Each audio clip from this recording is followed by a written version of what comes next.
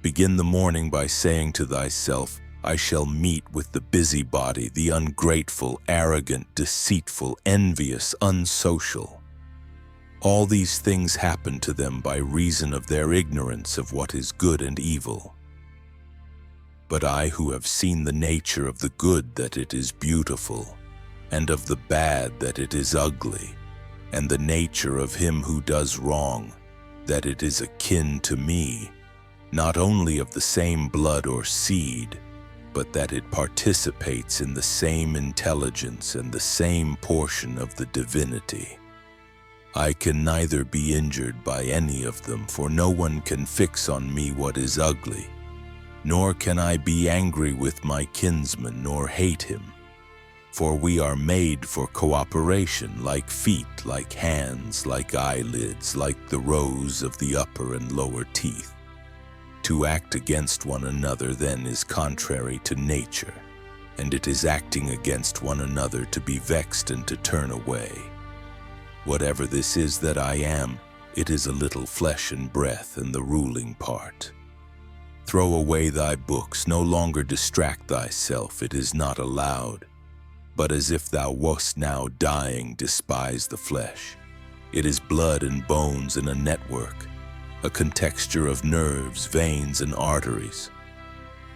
See the breath also, what kind of a thing it is, air, and not always the same, but every moment sent out and again sucked in. The third, then, is the ruling part. Consider thus: thou art an old man. No longer let this be a slave, no longer be pulled by the strings like a puppet to unsocial movements. No longer either be dissatisfied with thy present lot or shrink from the future. All that is from the gods is full of providence. That which is from fortune is not separated from nature or without an interweaving and involution with the things which are ordered by providence. From thence all things flow, and there is besides necessity, and that which is for the advantage of the whole universe, of which thou art a part. But that is good for every part of nature which the nature of the whole brings, and what serves to maintain this nature.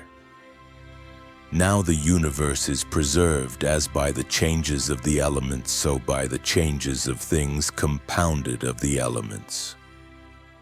Let these principles be enough for thee, let them always be fixed opinions. But cast away the thirst after books, that thou mayest not die murmuring, but cheerfully, truly, and from thy heart thankful to the gods. Remember how long thou hast been putting off these things, and how often thou hast received an opportunity from the gods, and yet dost not use it.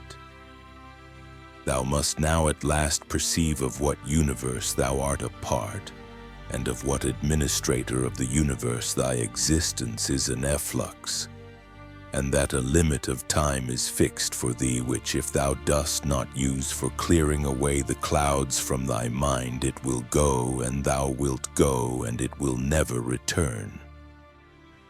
Every moment think steadily as a Roman and a man to do what thou hast in hand with perfect and simple dignity and feeling of affection and freedom and justice, and to give thyself relief from all other thoughts.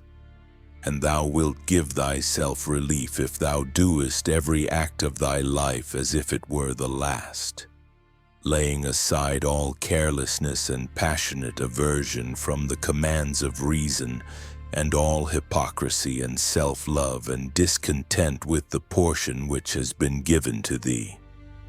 Thou seest how few the things are, the which if a man lays hold of, he is able to live a life which flows in quiet, and is like the existence of the gods. For the gods on their part will require nothing more from him who observes these things.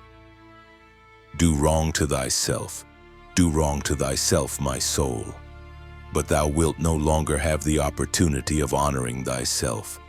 Every man's life is sufficient, but thine is nearly finished, though thy soul reverences not itself, but places thy felicity in the souls of others.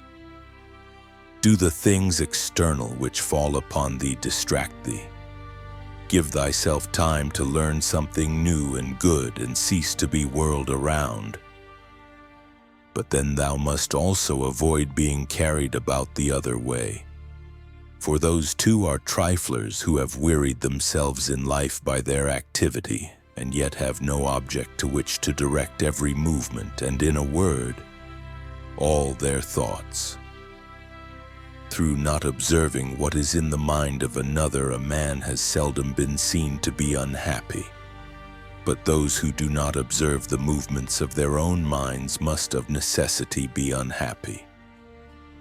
This thou must always bear in mind, what is the nature of the whole, and what is my nature, and how this is related to that, and what kind of a part it is of what kind of a whole.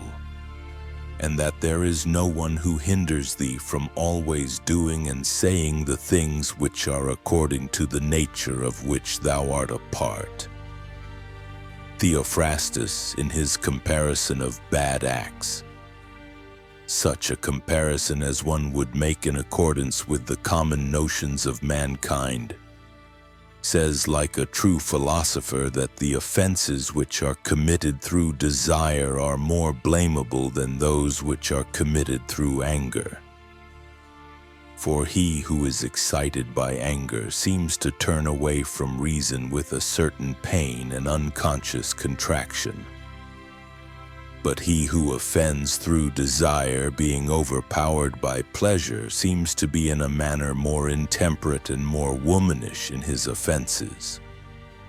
Rightly then, and in a way worthy of philosophy, he said that the offense which is committed with pleasure is more blamable than that which is committed with pain. And on the whole, the one is more like a person who has been first wronged and through pain is compelled to be angry. But the other is moved by his own impulse to do wrong, being carried towards doing something by desire. Since it is possible that thou mayest depart from life this very moment, regulate every act and thought accordingly. But to go away from among men, if there are gods, is not a thing to be afraid of, for the gods will not involve thee in evil. But if indeed they do not exist, or if they have no concern about human affairs, what is it to me to live in a universe devoid of gods or devoid of providence? But in truth they do exist, and they do care for human things, and they have put all the means in man's power to enable him not to fall into real evils. And as to the rest, if there was anything evil, they would have provided for this also, that it should be altogether in a man's power not to fall into it. Now that which does not make a man worse, how can it make a man's life worse? But neither through ignorance nor having the knowledge, but not the power to guard against or correct these things, is it possible that the nature of the universe has overlooked them. Nor is it possible that it has made so great a mistake either through want of power or want of skill, that good and evil should happen indiscriminately to the good and the bad. But death certainly, and life, honor and dishonor, pain and pleasure, all these things equally happen to good men and bad, being things which make us neither better nor worse. Therefore they are neither good nor evil. How quickly all things disappear in the universe, the bodies themselves, but in time the remembrance of them. What is the nature of all sensible things, and particularly those which attract with the bait of pleasure, or terrify by pain, or are noised abroad by vapory fame? How worthless and contemptible and sordid and perishable and dead they are! All this it is the part of the intellectual faculty to observe. To observe, too, who these are whose opinions and voices give reputation. what death is and the fact that if a man looks at it in itself, and by the abstractive power of reflection resolves into their parts all the things which present themselves to the imagination in it, he will then consider it to be nothing else than an operation of nature. And if anyone is afraid of an operation of nature, he is a child. This, however, is not only an operation of nature, but it is also a thing which conduces to the purposes of nature. To observe, too, how man comes near to the deity, and by what part of him, and when this part of man is so disposed. Nothing is more wretched than a man who traverses everything in a round and pries into the things beneath the earth, as the poet says, and seeks by conjecture what is in the minds of his neighbors, without perceiving that it is sufficient to attend to the demon within him, and to reverence it sincerely. And reverence of the demon consists in keeping it pure from passion and thoughtlessness, and dissatisfaction with what comes from gods and men. For the things from the gods merit veneration for their excellence, and the things from men should be dear to us by reason of kinship, and sometimes even in a manner they move our pity by reason of men's ignorance of good and bad. This defect being not less than that which deprives us of the power of distinguishing things that are white and black. Though thou shouldst be going to live 3,000 years, and as many times 10,000 years, still remember that no man loses any other life than this which he now lives, nor lives any other than this which he now loses. The longest and shortest are thus brought to the same. For the present is the same to all, though that which perishes is not the same, and so that which is lost appears to be a mere moment. For a man cannot lose either the past or the future, for what a man has not, how can anyone take this from him? These two things then thou must bear in mind. The one, that all things from eternity are of like forms and come round in a circle, and that it makes no difference whether a man shall see the same things during 100 years, or 200, or an infinite time.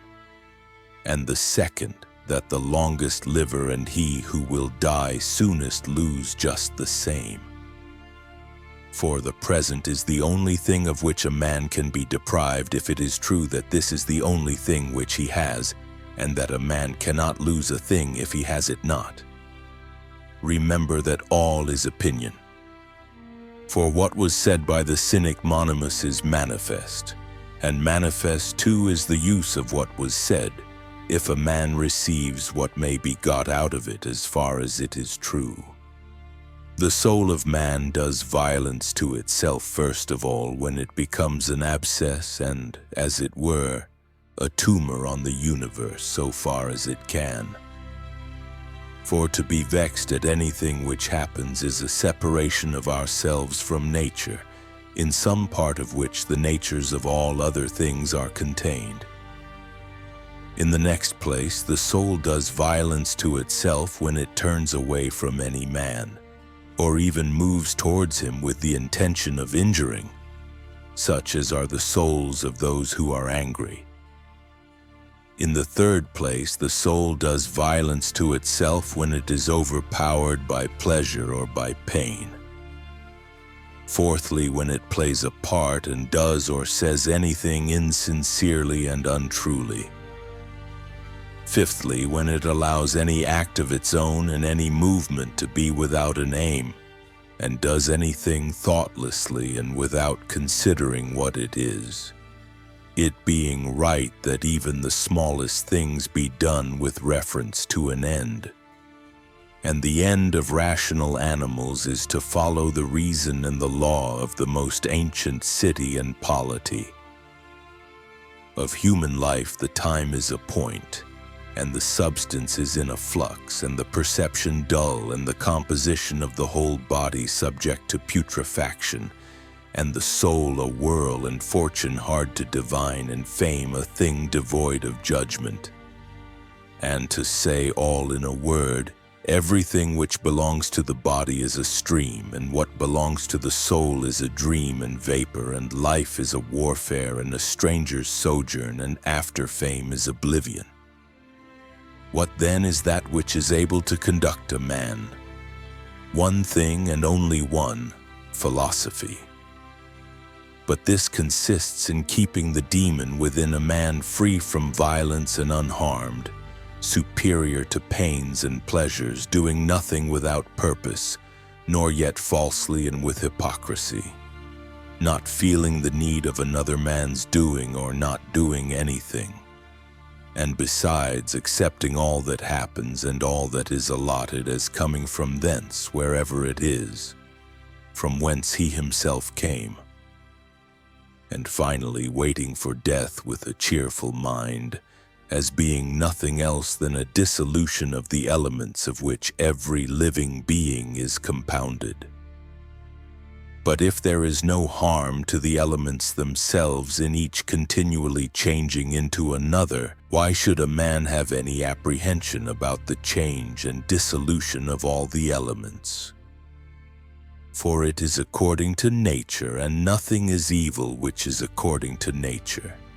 This incarnantum. Thank you for watching.